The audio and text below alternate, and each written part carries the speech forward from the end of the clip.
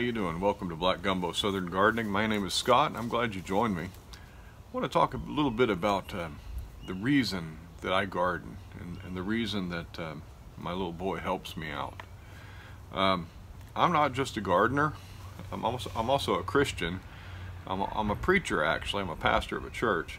And so if you don't like the Bible and you don't like somebody preaching at you, you'd probably skip this video, but I'm going to tell you why my little boy Sam is always helping me in the garden and why I think it's important. So I'm going to talk about Scripture today. The Bible is not just a book for church. Bible's not just for Sunday. We actually practice what we learn in the Scriptures daily. We try to. We're hypocrites like everybody else. You say, I don't go to church because all them hypocrites. Well, that's just what the church is created for people who are imperfect. But this book right here, this is the Bible. It's not imperfect. I believe that this is the inspired Word of God, and whenever God speaks, I need to listen to Him. Some of the things He's told me in the Word is, whatever your hands find to do, do it with your might. For there is no work or thought or knowledge or wisdom in Sheol, which is being dead, to which you're going. So basically, this is from Ecclesiastes, and the author says, we're all going to die. Now's the time to work. Well, why is work so important? In Genesis, God put Adam in the Garden of Eden. You can say it's allegory if you like, that's fine. The allegory, even if you take the allegorical stance instead of the literal stance, the principle remains. He put Adam in the garden for Adam to work the garden. That was one of the very first things that man was created to do, was to tend to the garden, the place where God and man meet. Basically, Adam was a priest, a temple keeper. The Garden of Eden was the place where God met with man and walked with man.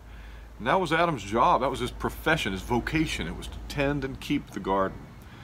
And so work is an important part of Christianity. Work is something that men ought to do, especially men, that we should labor.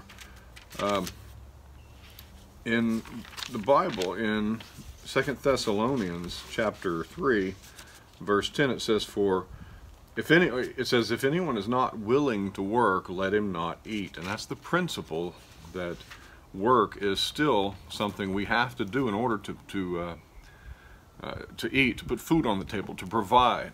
Work, labor, comes with wages. And the Bible says work is worth its wages. We shouldn't be cheap. We shouldn't be cheaters.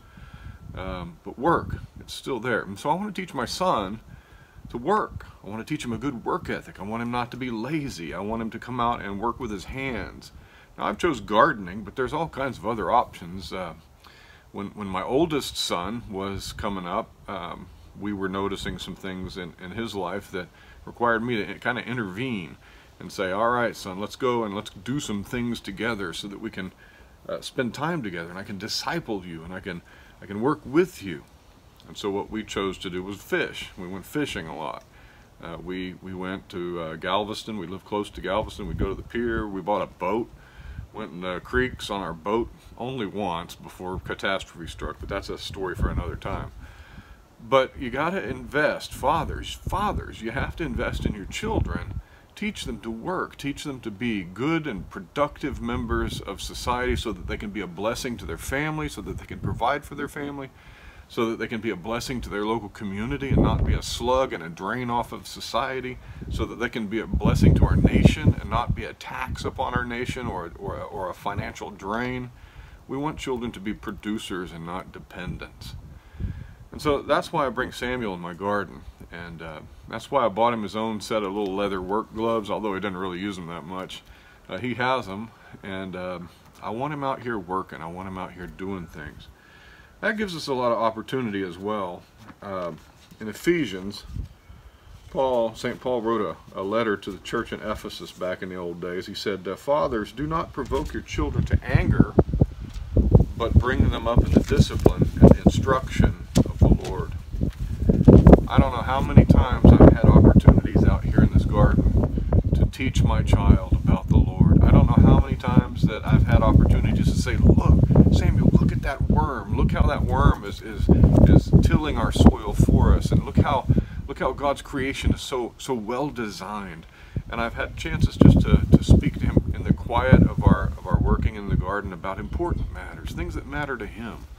You know, in the garden sometimes is where he opens up to me about his troubles and his concerns, and so it's a very good time for me to speak with him. And I hope that maybe it's not gardening for you, but I hope that you, especially men, that you are pouring into your kids, that you're pouring into your family, and that you're discipling your children, especially discipling your children in the way they should go in a biblical worldview, teaching them to work hard, teaching them to love God, love Jesus Christ, because that's what matters most. In the end, what's going to happen?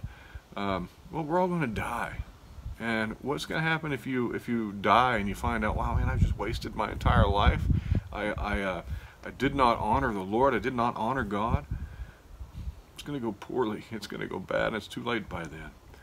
Get into a Bible. Get into into the Scriptures. Learn about God. But most of all, if you're a Christian man, disciple your children. Teach them to work. Well, if this is part of what I'm going to be doing with Black Gumbo. I've got subscribers now, at least some. Probably lose some because of this video. Probably dump a bunch of subscribers. But I'm going to speak more about these things because that's what's important to me. That's kind of the vision of Black Gumbo, is to share with you our garden, not my garden, me and my son. Me and my little son Samuel. Samuel is my last child, and I'm older and he's young. We had a child in our older age, and I really want to disciple him and pour into him. My other children walk with God. My heart rejoices. It's a wonderful thing. I want to bring Samuel up in that same way. So that's part of the vision of Black Gumbo. It's always been, even back when it was just a blog about fishing. I actually had a lot of posts about my son and I going fishing, my son Caleb. And that's why Black Gumbo started back then, was gardening and fishing and adventuring and going on hikes together. We used to go out and hike through swamps, and oh, it was so fun. And that bore good fruit. Black Gumbo now is moving toward a more video, more YouTube channel centric platform for me to share with you, and to teach and to learn things, and to show you my successes and my failures, but also, and this is probably more important than any of it, is that this is where I'm going to teach my son how to work. I hope you enjoy it. I hope that my preachiness doesn't come off as offensive to you. If it does, leave me a comment. If it doesn't, leave me a comment. I'm glad you joined us today on Black Gumbo Southern Gardening. Be blessed. Take care.